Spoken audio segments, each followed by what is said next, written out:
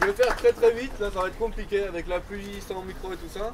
Donc en fait moi je voulais juste nous rappeler que en fait on vit vraiment une société du zapping. À regarder à droite et à gauche, on dirait que il y a encore quelques semaines, il n'y avait pas un certain monsieur Sarkozy qui était notre président. Donc tout le monde a oublié les 5 années de sarkozysme. Et comme si ça y est, c'était fini, on était, voilà, ce moment de relâchement, on vit un moment de relâchement. On a raison bien sûr de vivre ce moment de relâchement et de se dire que la victoire elle était belle, elle est belle, et donc on a parlé d'un moment de société apaisée, d'un nouveau moment apaisé, calme, etc. Mais je pense qu'il ne faut pas qu'on se laisse aller trop longtemps à ce moment d'apaisement. Parce que nous sommes en plein milieu d'une crise, on voit de plus en plus des licenciements boursiers. Leur Europe libérale, ils ne l'ont pas oublié, ils continuent à nous faire pression pour qu'on fasse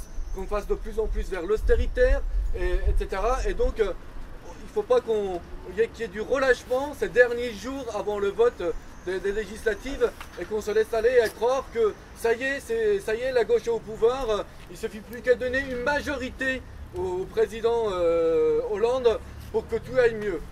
On voit bien que si on laisse le Parti Socialiste à faire une simple alternance, ça ne peut pas suffire, une simple alternance ne suffit pas, et on s'en voudra dans 5 ans, et ce n'est pas bon ni pour personne que cette gauche, elle échoue, et qu'on aille qu'on vive une simple alternance. Et que si on veut avoir une majorité de gauche, avec des propositions nouvelles, qui proposent autre chose que ce qu'on nous fait vivre depuis 30 ans,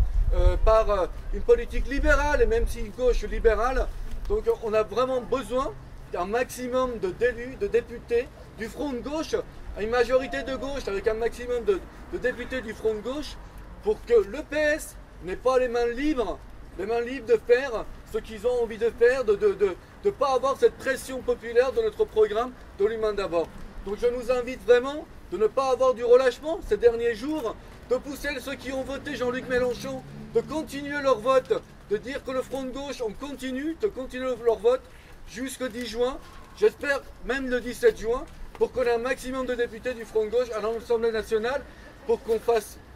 réellement changer de politique, pour qu'on change réellement, qu'on mette vraiment l'humain d'abord comme politique dans ce pays.